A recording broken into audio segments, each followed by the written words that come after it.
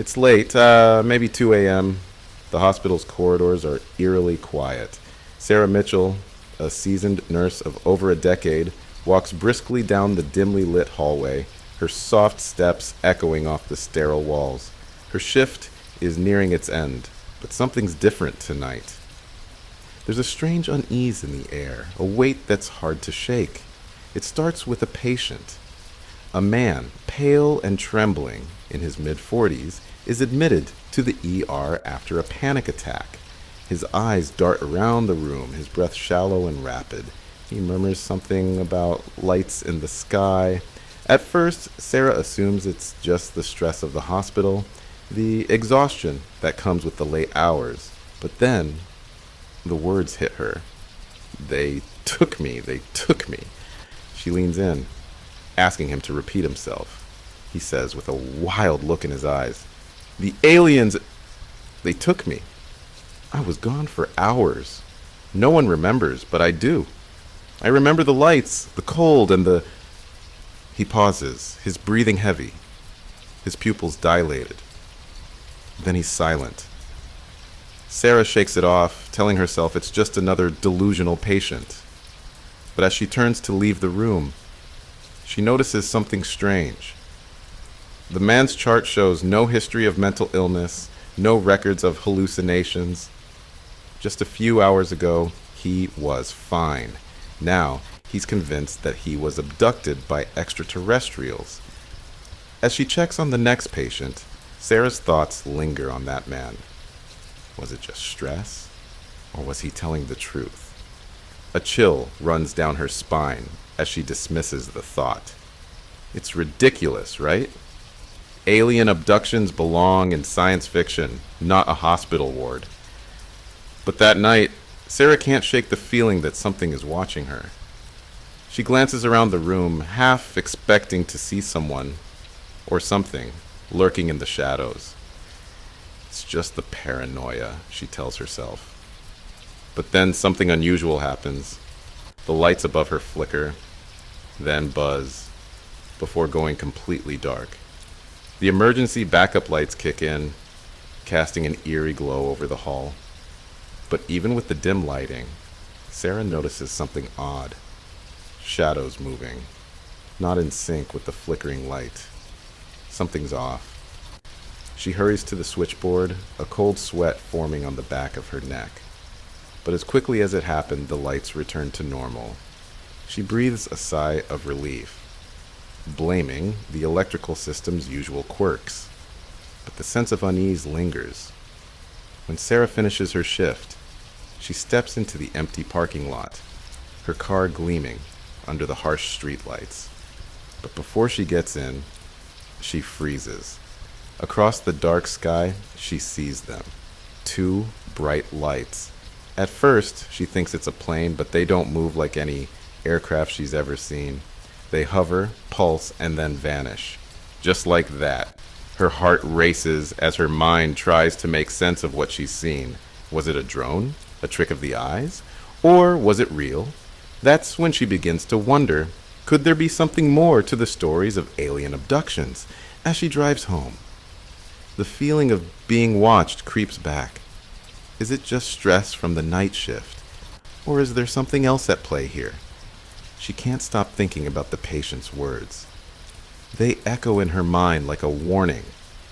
What if he wasn't lying? For the first time in her life, Sarah feels a terrifying curiosity take hold. And with that, a seed is planted. The next day, she digs deeper, but what she's about to uncover will change everything she knows about reality. What if everything we know about alien abductions is a lie? And who is pulling the strings behind the scenes? As Sarah starts asking these questions, she has no idea that her search for answers will unravel a much darker truth. What if this is just the beginning? What happens when the lights in the sky aren't just a figment of imagination? The next few days are a blur for Sarah. Work at the hospital continues as usual, but her mind is elsewhere. Every shift, every patient, she can't stop thinking about what she saw in the sky. Those two lights, hovering, vanishing, without a trace. It's like they were calling her, pulling her into something larger than herself. She tries to ignore it, to push the thoughts aside, but she can't. There's something about that man, the one who claimed to have been abducted, that sticks with her. His fear, his words, they haunt her. And deep down, Sarah knows this isn't just paranoia. This is something real. After her shift one evening, she heads straight home. But instead of falling into bed, she opens her laptop. For the first time, she types in a search that makes her heart race. Alien abduction testimonies. The results are immediate. Thousands of pages, videos, forums, all filled with people who claim to have had the same terrifying experience. Her eyes widen as she scrolls through the stories. People speaking of being taken, of strange lights in the sky, of procedures performed on them by beings from beyond the stars. There are pictures too, blurry images of unknown ships, strange symbols carved into the skin of alleged abductees, and most unsettling of all, the testimony of a nurse, much like herself, describing eerily similar events. One article, buried deep in the search results, catches her eye. The title reads, "The Truth They Don't Want You to Know, How Nurses Are Silent Witnesses to Alien Abductions." Sarah clicks on it. The article is written by someone named Dr. Evelyn McCall, a retired physician who claims to have witnessed several strange occurrences in the medical field during her career. She describes unusual injuries on patients, unexplained medical conditions, and something more sinister, alien implant surgeries. The words send a shiver down Sarah's spine. One line stands out. The abduction phenomenon isn't just a myth. It's happening in our hospitals, in our own backyards, right under our noses. And most of us are too scared, too conditioned by society to speak out. Sarah reads the entire piece twice, each word feeling like a heavy weight pressing down on her chest. Is this really happening? Or is it just another crazy theory? She shakes her head. She's a nurse. She knows medical facts. She knows the science. Aliens don't take people. It's impossible. But then again, she saw the lights, and those strange shadows, and that patient's terror. Something isn't right. She bookmarks the page, her fingers trembling as she reaches for her phone. She has to talk to someone about this. She needs answers. But who would she talk to? She can't turn to her coworkers. They'll think she's lost it. And she certainly can't tell her family. Her friends would just laugh and brush it off. The only person who might understand is the patient, the one who spoke of being taken. Sarah returns to the hospital the next night, hoping to find him. She scans the roster of patients, searching for his name. Finally, she finds it. His admission was only a few days ago. He's still here. She enters his room with a sense of anticipation she can't quite control. The man is sitting up in bed, looking gaunt, almost hollow-eyed, as if sleep hasn't come to him in days. He looks up when she enters, a flicker of recognition crossing his face. His hands tremble slightly. "Hey, it's you," he says softly, his voice cracking. You believe me, don't you?" She hesitates, unsure of how to answer. I don't know yet, but I need to ask you some questions." His eyes widen with hope. "I knew you would. I knew you would." The air in the room thickens as Sarah pulls up a chair and sits across from him. For the first time, she feels like she's no longer alone in this madness. "What happened to you?" she asks, her voice barely a whisper. He exhales shakily, his hands gripping the bed frame. "It was last Tuesday. I was at home watching TV. Then, bam! I felt this pressure, like the air was being sucked out of my lungs. And there was this light, bright as the sun, but it didn't hurt my eyes. I tried to scream, to run, but They took me. There were others too, people I didn't know. They were doing something to us, some kind of experiment, I think. I remember them looking at me, their eyes. I'll never forget it. They weren't human. And the way they touched me, it was like I wasn't even alive. He pauses, swallowing hard, as if the memory is too much. Sarah can feel the weight of his words pressing on her chest. They did something to my chest, like they were marking me. I've been feeling different ever since. Sarah doesn't know what to say. Her mind spins with 1,000 questions, but one rises above all the rest. What did they do to him? And what if she's next? I need to know more, she says, her voice steady, despite the storm of fear inside her. The man nods slowly, his expression darkening. You have to be careful. Once they know you're awake, you're a target. They won't stop. And if you go looking, you might not come back. A chill runs down Sarah's spine. What is he really warning her about as she walks away from the patient's room? The sense of dread intensifies. For the first time, she feels like she's on the edge of something huge, something that could change everything. But with that knowledge comes a question that gnaws at her every step. Am I ready for the truth? The hospital feels like a different place now. The sterile hallways, the hum of medical equipment, the faint smell of antiseptic. It's all there, but it's all too normal. Sarah can't focus on her patients. Her mind keeps circling back to what the man had said. The warning about being watched, about being marked. And then there's the inexplicable feeling that she's not alone. It's in the little things. The faintest shuffling sound behind her when no one's there. The unsettling sensation of eyes on her as she walks down empty corridors. It's almost as if the hospital itself is holding its breath. Sarah tries to push it out of her mind, focusing on her work, but it's difficult. She keeps thinking about that man's words. Once they know you're awake, you're a target. But what does that mean? And who are they? Her curiosity grows stronger with each passing hour, gnawing at her like a hunger she can't satisfy. The next morning, instead of heading straight to her car after her shift, she walks to the hospital library. It's small, tucked away in the back corner of the building, used more by the administration than the nurses, but it's quiet.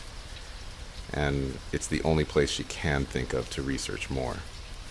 She scans the shelves, searching for books or articles on unexplained phenomena, alien abductions, or even just mysterious cases that have happened in the medical field. She pulls out a few outdated medical journals, their pages yellowed and brittle. Flipping through them, she stops at an article titled Unexplained Traumas, Case Studies of Sudden Unidentified Injuries. She starts reading, her fingers trembling slightly as she scans the text.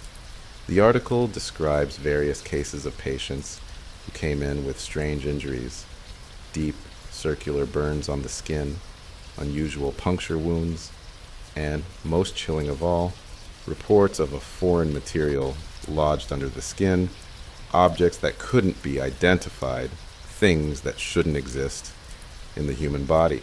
The more Sarah reads, the more she sees the pattern. Each case is described as unexplained trauma, linked by one consistent detail. The patients all reported seeing bright lights in the sky shortly before their injuries appeared. Some even claimed to have been awake during their procedures, able to hear or see fragments of the abduction. She feels a cold sweat begin to form on the back of her neck. This is real. The article ends with a chilling note. These cases are largely ignored by the medical community, dismissed as the result of psychosis or delusion. But the frequency of these injuries, especially in recent years, cannot be explained by any known medical conditions. Sarah can't take it anymore. She slams the journal shut, her heart pounding in her chest. She's always trusted science, the cold, logical facts of the world. But now, those facts are slipping away. What she's reading, what she's feeling, it doesn't make sense. But it's all too real to ignore. She takes a deep breath and closes the book, staring at the cover. Her mind races. If these are real cases, if there's truth to this, then how many others have experienced what that man described? She decides to go further. It's time to track down more patients, to dig deeper into the medical files. If there's a pattern here, she's going to find it. She can't be the only one noticing the connections. But as she pulls out her phone, ready to call for access to certain files, she feels it again. The hairs on the back of her neck stand up. That feeling of being watched. She looks up, her gaze darting to the windows, to the door, to every shadow in the room. But there's no one there. Nothing out of place. Yet she knows. Something is wrong. She feels it in her gut. Someone, or something, knows she's getting closer. And they're watching. The next day, Sarah begins her unofficial investigation.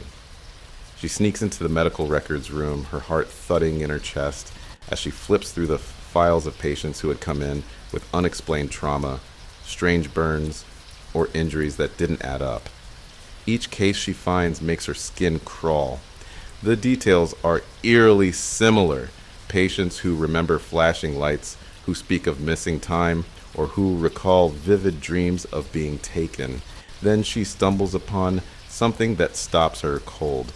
A file labeled Patient Unknown, case number 4856. She opens it. The name is blacked out. The pages inside are sparse, with only a few notes from the attending physician. But what catches her eye are the medical images, X-rays, CT scans, and MRI results, showing strange metallic objects embedded in the patient's body. It's not just one object. There are several, small, spherical shapes, all scattered across the patient's chest and abdomen. The notes next to the scans are cryptic, foreign objects, non-biological, unknown origin. Sarah feels a tightness in her chest as she examines the scans more closely. The objects are unlike anything she's seen before. There's no way this is a simple mistake. And the most chilling part? The patient's name is not recorded. The file doesn't list any personal information. It's as if this person never existed. Her mind spins. How could this be? The lights flicker again. But this time, it's not just a flicker. It's a full power surge. The room goes pitch black for a moment, and Sarah hears the unmistakable sound of footsteps behind her.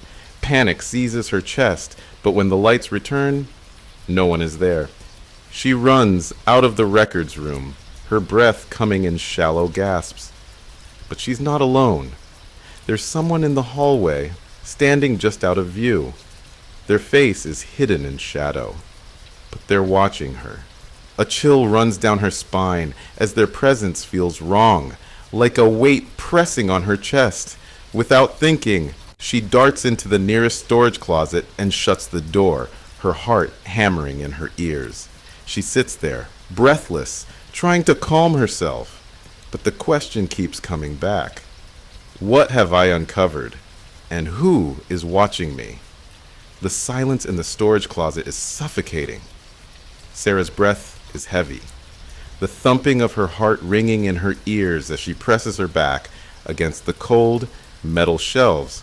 Her hands tremble, and she grips the edge of the nearest box, trying to steady herself. Whoever, or whatever, was in the hallway is still out there waiting. She feels it, that oppressive presence, like the air itself has thickened. Minutes drag by in the darkness, and Sarah can't shake the feeling that someone's standing just outside the closet, listening, watching. But after what feels like an eternity, she hears nothing. No footsteps, no whispers, just the sound of her own racing pulse. She takes a deep breath, slowly pushing the door open. The hallway is empty, but the relief is short-lived. As she steps out into the corridor, she spots something that makes her blood run cold. A single piece of paper, folded neatly, lying on the floor just ahead. It looks like it's been deliberately placed, as if waiting for her to find it. A sinking feeling spreads through Sarah as she approaches the paper. She kneels down and carefully unfolds it, her hands shaking. The message is short, written in jagged, hurried handwriting. Stop digging. They're watching. If you keep going, you won't make it out. Her stomach flips. The warning is clear. Who wrote this? And how do they know what she's been doing? She feels a chill settle over her as the weight of the message sinks in. She's not just dealing with some urban legend or paranoid ramblings anymore. Someone or something wants her to stop. Badly. And she has no idea what they'll do if she doesn't. But deep down, Sarah knows she can't stop now. She's too far in, too close to the truth. Whatever they're hiding, whatever danger lurks in the shadows, it's bigger than anything she's ever imagined. And it's not just a matter of her own safety anymore. There are too many people out there who need to know the truth. The problem is, she's not sure how much time she has before the people or beings behind this conspiracy come for her. Sarah pockets the note, her mind racing with possibilities. Who could have left it, and why now? Her instincts tell her to leave the hospital, to forget everything, to walk away before it's too late. But something stops her. That same burning curiosity, that need to know the truth. She pulls out her phone and calls the one person she thinks might have some answers. It's a long shot, but she's desperate. Hello? Comes the voice on the other end. It's Dr. Evelyn McCall, the retired physician she'd read about online. I need to talk to you, Sarah says, her voice low, almost urgent. I think I've uncovered something dangerous. There's a long pause, and when Dr. McCall speaks again, her tone is flat, almost resigned. You're already in too deep, aren't you? Sarah's blood runs cold. What do you mean? They'll know you're looking, Dr. McCall says. It's why I retired. I tried to warn people before. I tried to expose it. But every time I came close, they made sure I couldn't. Trust me when I say you need to walk away. They won't stop until you do.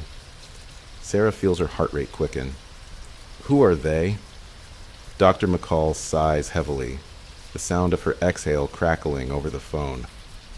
I don't have the full picture, but I know this. They are not human, not entirely, and they've been involved in these abductions for decades, maybe longer. The people they take, they aren't just testing them. They're marking them for something much bigger. Sarah swallows hard. The words don't make sense, but the fear in Dr. McCall's voice is all too real. The government? Sarah asks. The military? Dr. McCall pauses. They've been complicit, yes, but there's something darker at play. Something that's been hiding in plain sight. It's not just about abductions. It's about control. Control over information.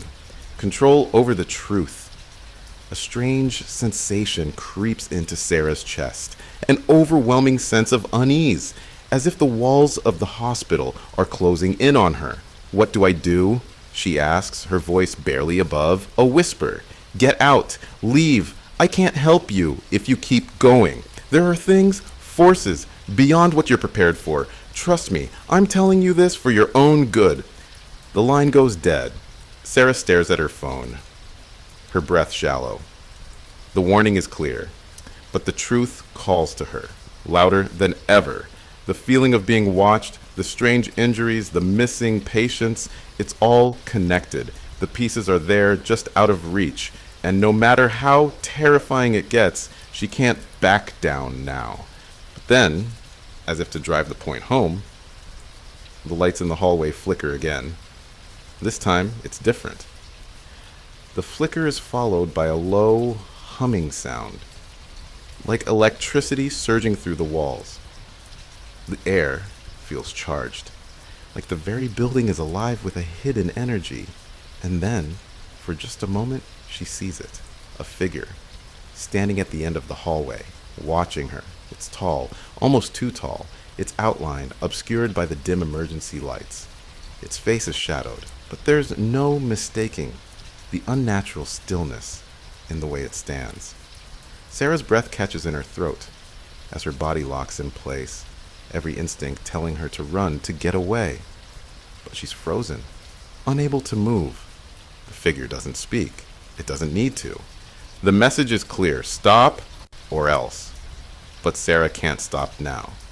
Not when she's this close. With a deep breath, she turns and walks toward the figure.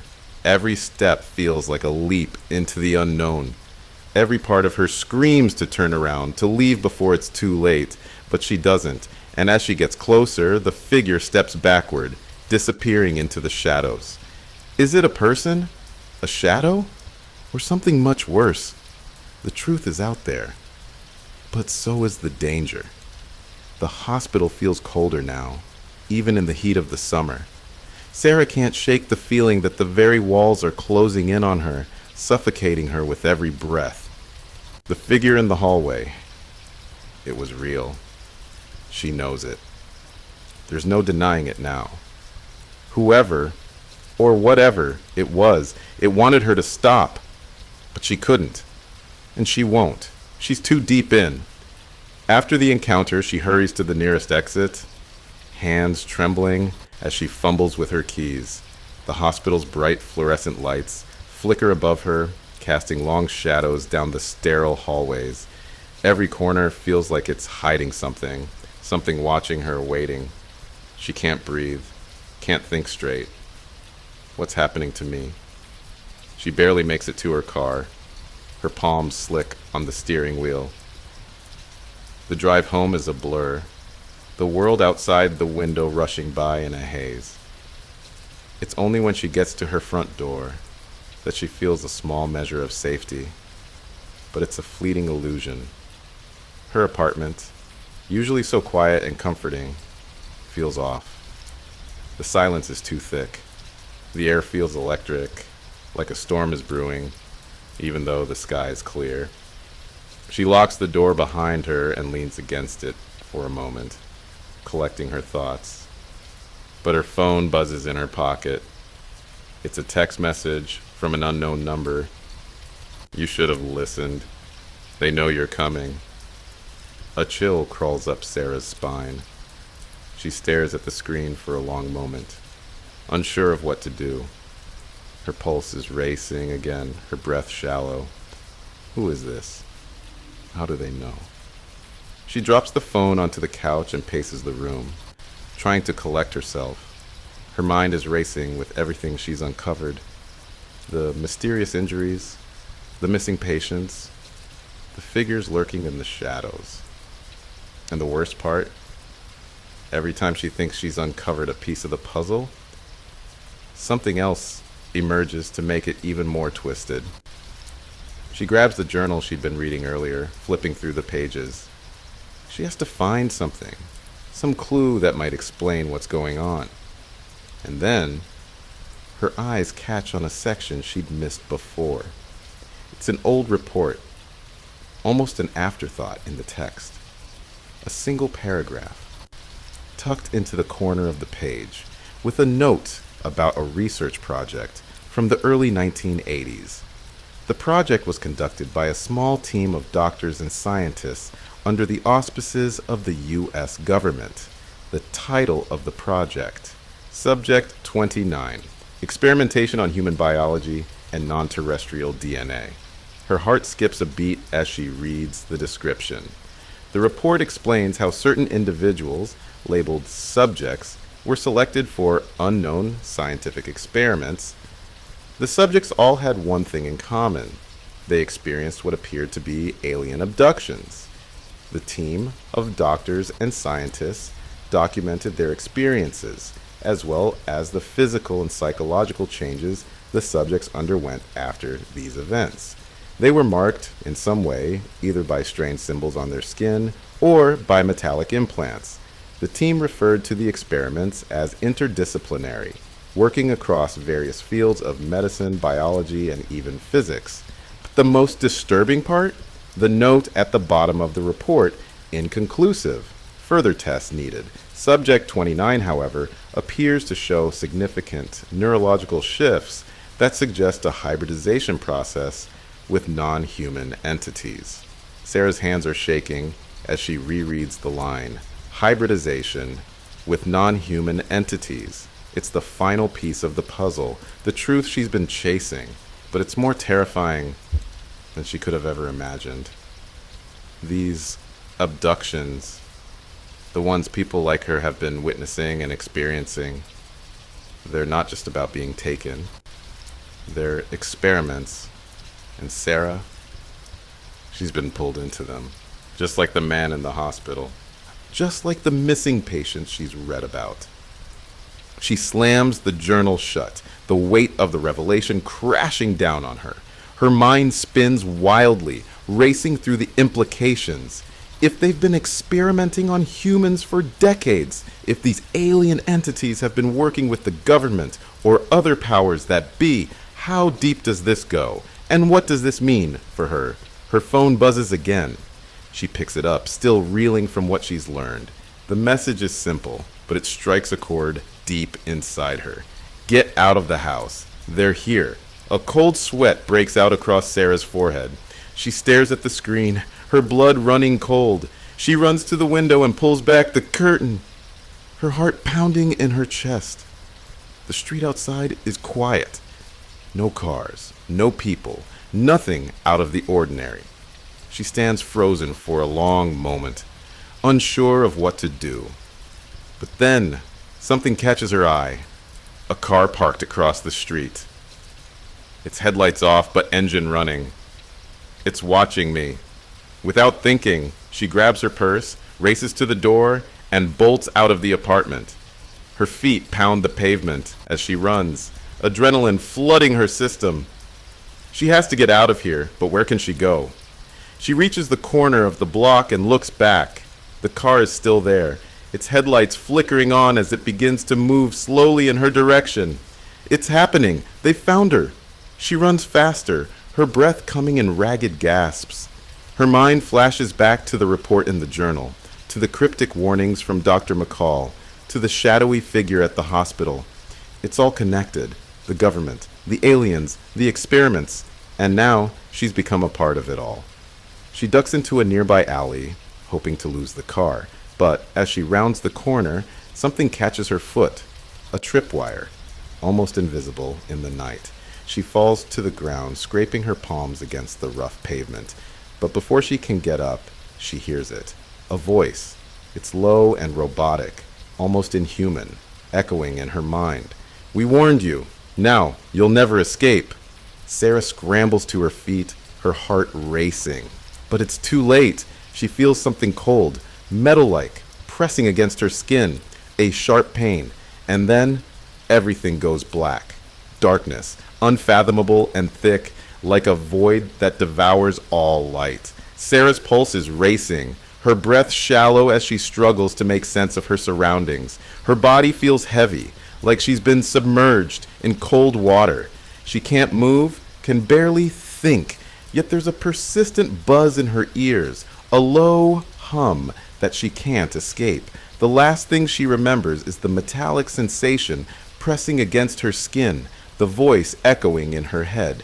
"Now you'll never escape." She blinks, trying to adjust to the darkness, but nothing changes. It's as if her eyes are closed. Yet she's wide awake. Her heart pounds faster with every passing second. Her fingers twitch. She can move. Barely, but enough to sense that she's strapped down, her limbs restrained. Panic flares inside her, raw and immediate.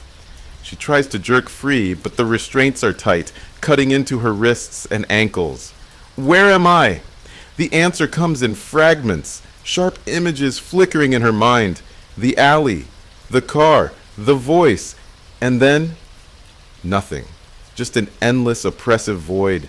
And then, as though summoned by her desperation, the hum in her ears grows louder, closer. Sarah's head snaps to the side, her breath catching in her throat as she senses movement. Something, or someone, is in the room with her. Her eyes strain to adjust, and suddenly a faint light cuts through the dark, revealing the contours of a small, metallic room. The walls are smooth, unmarked, and unyielding. There's no window, no door, just her in the center, bathed in the harsh glow of an overhead light. Then she hears it again, the same voice. "You shouldn't have come here. You were never meant to know." A figure steps into view, tall and thin, its silhouette strange and angular against the sterile light. Its movements are too fluid, too calculated, almost unnatural. For a split second, Sarah wonders if she's hallucinating, if maybe she's still unconscious, stuck in a dream. But the figure speaks again, and this time the words hit her with the force of a slap. "You were chosen to be part of the experiment." Her blood runs cold as the truth settles in. The experiments, the strange metallic objects in the patient files, the warnings, the disappearances. She's been a part of it all along. The hybrids, the control, it's all real. The figure steps closer, its face still obscured by shadow. But Sarah feels it, the presence, something distant, alien, unhuman. She can't see its features clearly, but the overwhelming sense of wrongness makes her stomach churn. They've been waiting for this. The figure doesn't speak this time. Instead, it raises one hand, a gloved hand, and from beneath the shadow, Sarah catches a glimpse of something. A symbol? A mark on its wrist? She knows it immediately. The same mark she saw on one of the patient x-rays. The same mark that haunted her dreams. What is that? What does it mean? Her thoughts are interrupted by a sudden, sharp sound. The click of a door opening. A figure steps into the light, and this one is unmistakable. Dr. Evelyn McCall. But her appearance is different. Her face is pale, drawn, as if she's seen things no one should. Her eyes are wide with fear, and her posture is stiff, almost robotic. What's happening? "Sarah," Dr. McCall says, her voice flat, devoid of its usual warmth. "You shouldn't have gotten this far. You should have listened. But now, they'll make sure you understand." Sarah feels the weight of those words in her chest, a heavy dread that sinks deep into her bones. "What's going on?" Sarah asks, her voice shaking. "Who are they? What do you mean, understand?" Dr. McCall hesitates for a moment, her eyes darting toward the shadowed figure standing in the corner. The tension in the room crackles like static, and Sarah can feel the air growing thicker, heavier. The voice in her head grows louder, murmuring unintelligible words. And then, Dr. McCall speaks again, but this time her tone has changed. It's colder, more detached. They're not just experimenting with us, they're changing us, making us something else, something better, something more. Her gaze hardens, and she looks Sarah directly in the eye. "You've been marked, just like the others. They've already begun the process. There's no going back." Sarah's chest tightens as she struggles to process this. "Marked? What do you mean?" "You've been chosen. The abductions weren't random. The implants, the trauma, they're a part of the transformation," Dr. McCall continues. Her words clipped, as if she's speaking through a haze. "And now, you'll understand what they're really doing. The hybrids, the next step in human evolution, they'll come for you soon."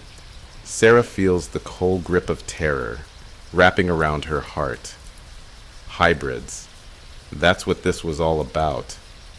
But she never imagined the scope of it, never thought that she could be caught in the middle of something this monstrous. Her mind races, trying to process it all. She feels the metallic object in her body, the foreign material lodged beneath her skin. She knows now, it's not a random injury. It's a part of her transformation. The figure in the corner steps forward, and this time, Sarah gets a better look at its face, its eyes, pale, large, and glowing with an otherworldly light. It's not human, not even close. You've already been altered, it speaks, its voice low and alien. The experiments have begun. You've been marked to become part of the new order. There's no escaping what's coming. A cold, unnatural laugh escapes from Dr. McCall.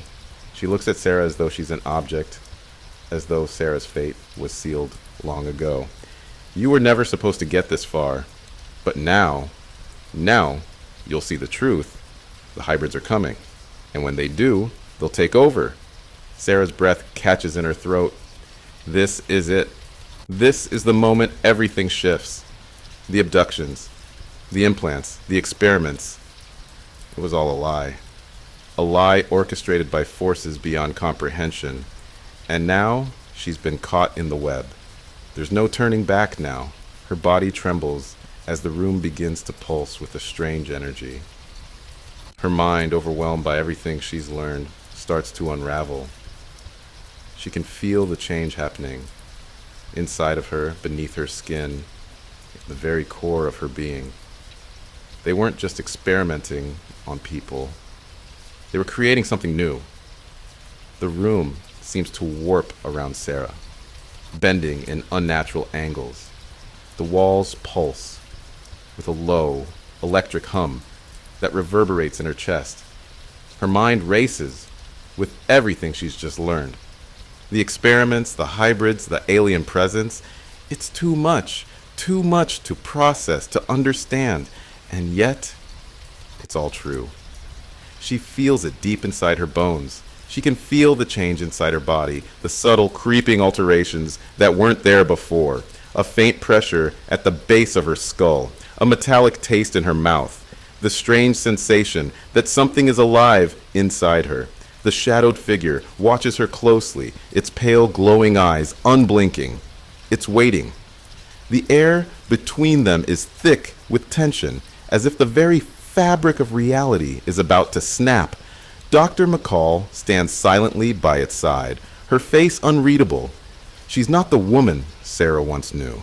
This version of her, this version of herself, feels cold, distant. She looks almost empty. You're already changing. The figure's voice cuts through the silence, low and smooth. It's almost soothing, but it's the kind of calm that sends a chill straight to Sarah's spine. The transformation will be complete soon. Your body will align with the purpose we've set for you. Sarah's heart pounds in her chest, the words crashing over her like a tidal wave. Transformation? What is it they want from her? Why is she a part of this nightmare? You think you're a victim, the figure continues, its voice gaining strength. But you're not. You're an instrument, a tool to carry out the next phase. The world will change, Sarah, and you'll be a part of it. The weight of its words presses down on her, like invisible hands wrapping around her throat. The next phase, what does that even mean? The truth is right there, taunting her, but it's just beyond reach. Sarah grits her teeth, fighting the urge to let panic take over. Numbers she can't afford to break down now, not when she's so close. There has to be a way out of this. She locks eyes with Dr. McCall, desperate for some semblance of the woman she once trusted. You've known about this all along, haven't you? She asks, her voice shaking with a mixture of anger and betrayal. You've been a part of it. You're one of them. Dr. McCall doesn't answer at first. Her eyes shift toward the figure, as if seeking permission to speak.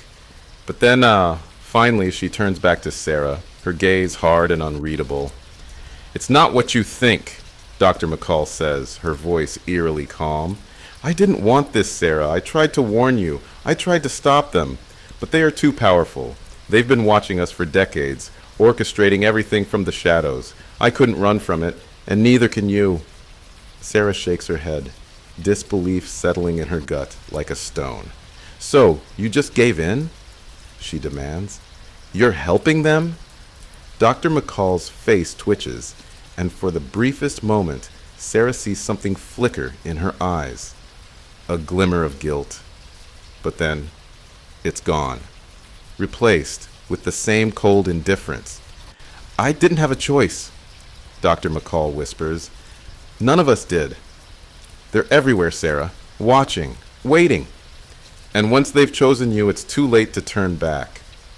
The figure steps forward, its tall, unnatural frame looming over Sarah. The air between them crackles with energy.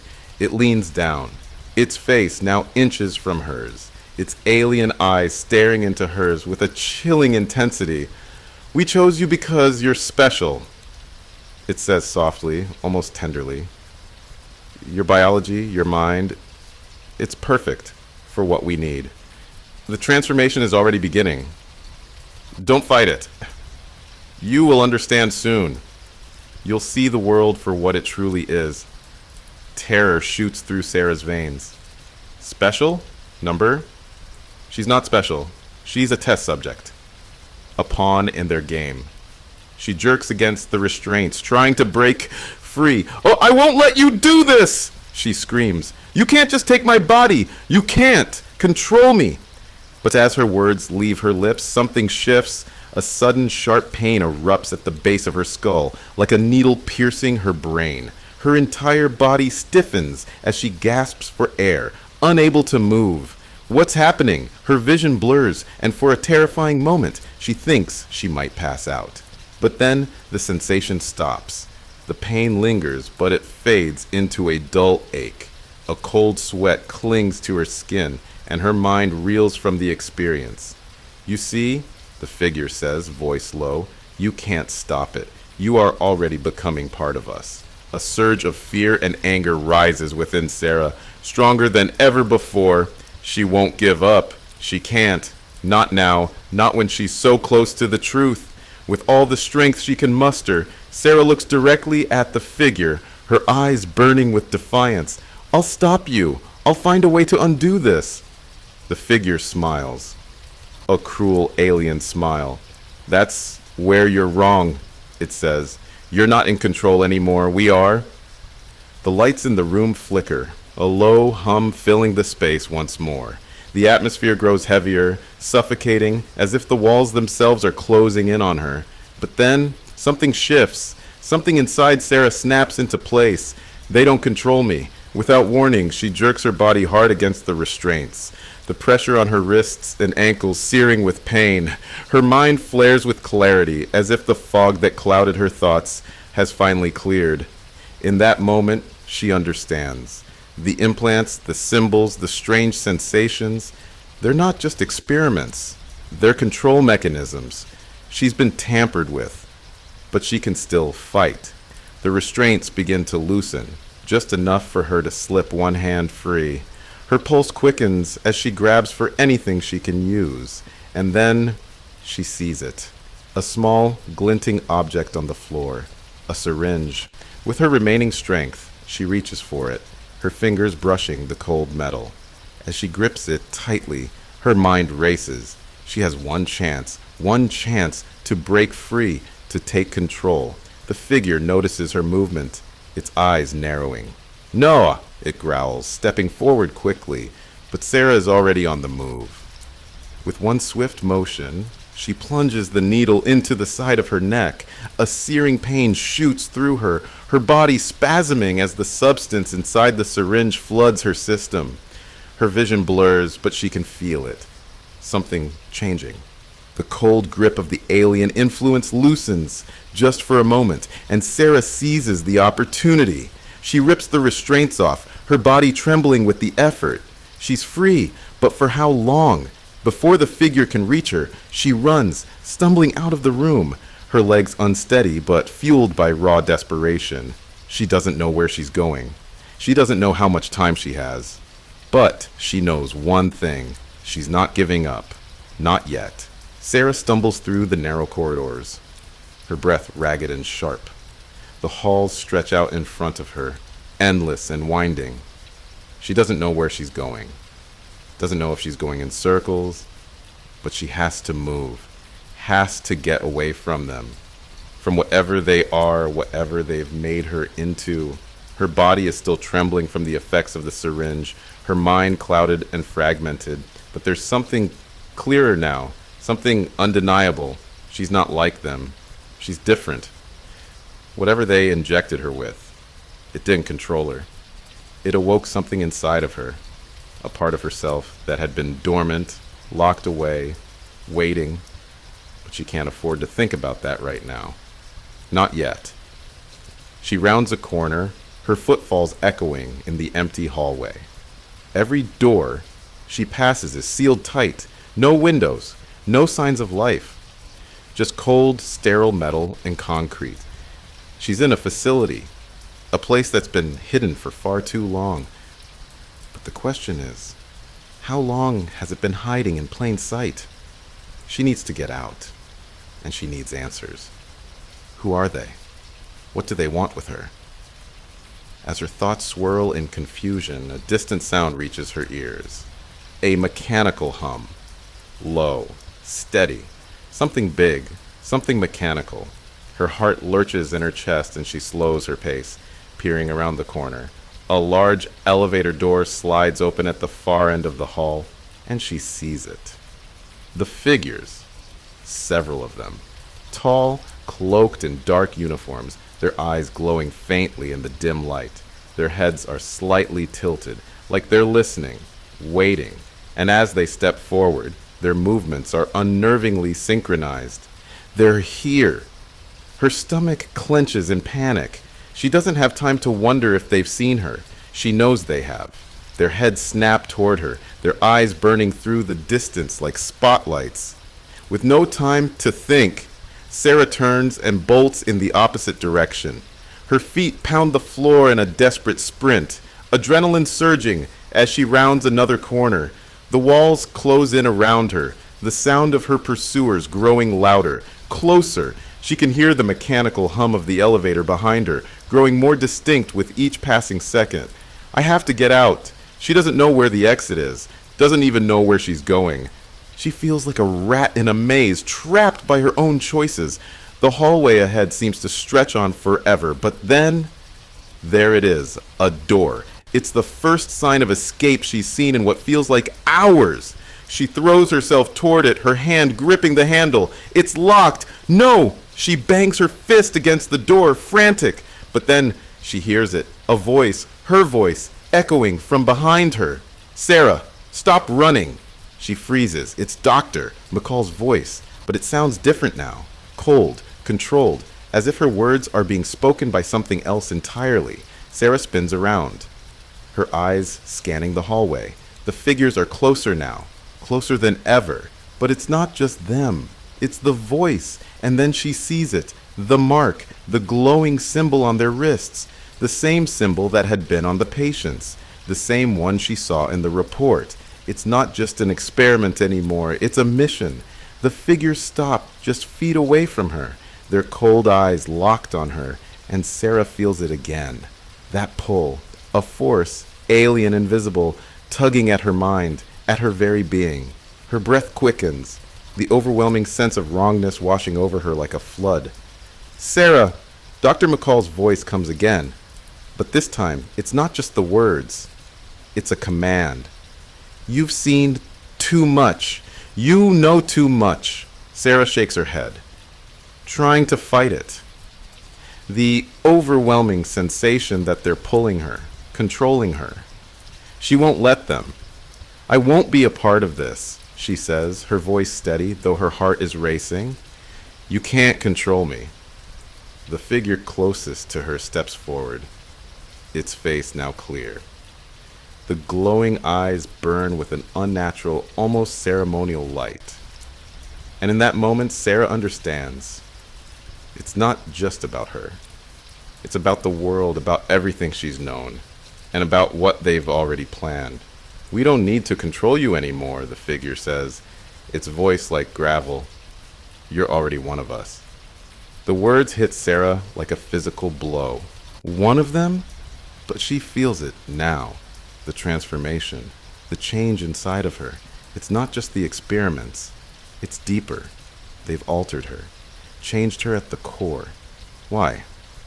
Her voice cracks, barely a whisper. Why me? Why us? Dr. McCall steps forward, her expression unreadable. Because, Sarah, you're the key. You and others like you. You're the ones who will bring us into the world. You're the next step. The bridge. The figure in front of her extends its hand toward her. There's no fear now, only certainty in the strange alien presence that surrounds her. The hum grows louder, almost deafening. Join us, it commands. We are the future, the evolution of mankind. You will help us lead them. Terror shoots through Sarah's veins, but deep down she understands. They want her, they need her, and somehow, in some twisted way, she knows that they've already won. The hybridization isn't just happening to her, it's happening to everyone. The world they've been preparing for, the one they've been working toward for decades, it's about to be unleashed. But Sarah won't be their pawn. She won't be a part of their future. With the last of her strength, she lunges toward the door, forcing it open with a violent yank. The figures don't move to stop her. They just stand there, waiting. The cold air hits her face as she steps out into the night. She doesn't know where she's going, doesn't know what to do, but she knows one thing for sure. They can't win. Not yet. And there's only one question left, hanging in the air, as the door slams shut behind her, leaving the figures and their truth behind. What happens now? The world is changing, and Sarah is at the center of it all.